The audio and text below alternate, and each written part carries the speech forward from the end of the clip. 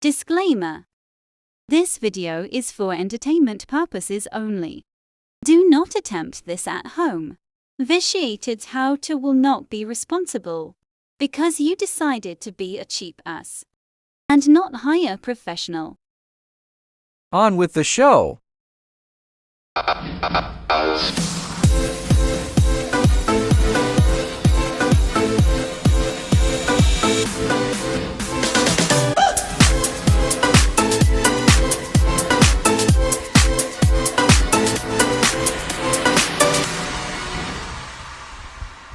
Alright, we're going to talk about what happens if your converter or inverter, whatever you're trying to run, dies. Converter, I'm pretty sure of what it is. Pretty simple.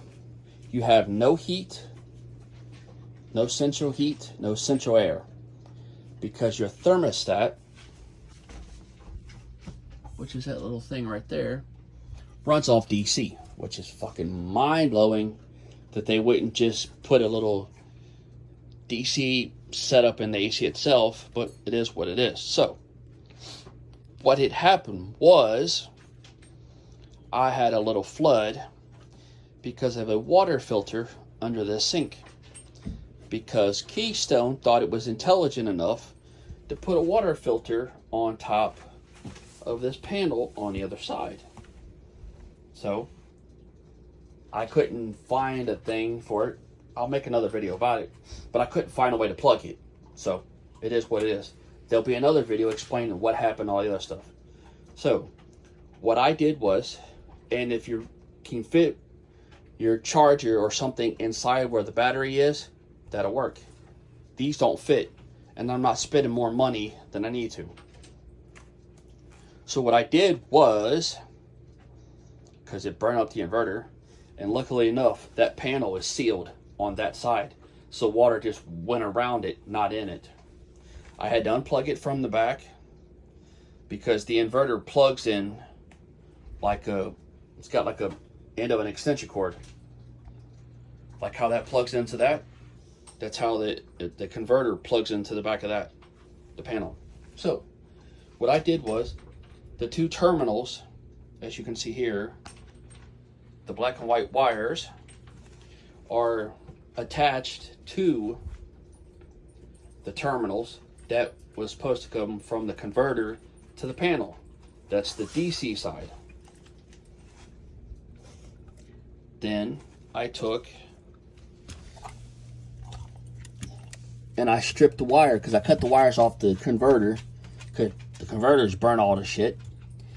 And I stripped the wires and I made a loop to where this whole part of this, the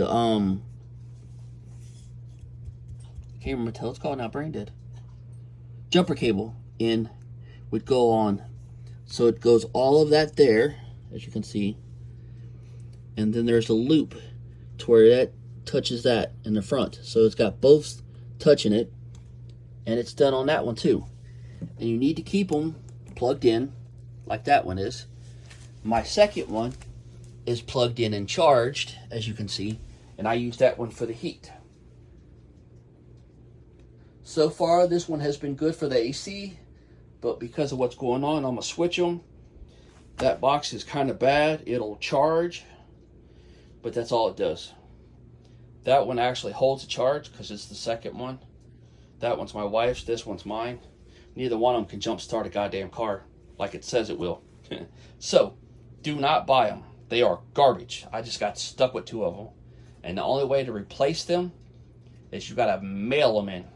Stanley will not honor their warranty any other way. And it's expensive. It's like $50 to mail it in. And the damn thing costs $80. But anyway, you take and you do that. You leave it on. And you can walk over here, inside, and as you can see, my thing says good. The top very one will say green. The G is good, F is full, L is low, or fair, then low. When I plug the other one up, it goes all the way to the top and it charges the battery. Right now it's just running off a little of the battery and mostly off that. I run my duct AC unit because it requires it. My other AC unit in my bedroom doesn't require that DC power, so there's that. Can I run other lights? Yeah, but it taxes. Right now I'm only running 2 because there's not enough juice to run the other 4. The other 2 in the back.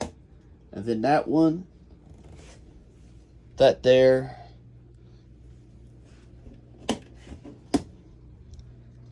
I might have took the other 2 out. I don't know. Yeah, I think I took the other 2 out. Maybe, maybe not. Anyway, I know before I could only run 2 because of that box. When that box is hooked up, I can run everything. All the lights and all kinds of other stuff because it charges the battery good. It doesn't just run. So, you can do it, but do not leave it for long periods of time. And you notice there's a disclaimer at the beginning of this video. Exactly! Why? If you do this and something happens, it is your fault, not mine, because there's a disclaimer.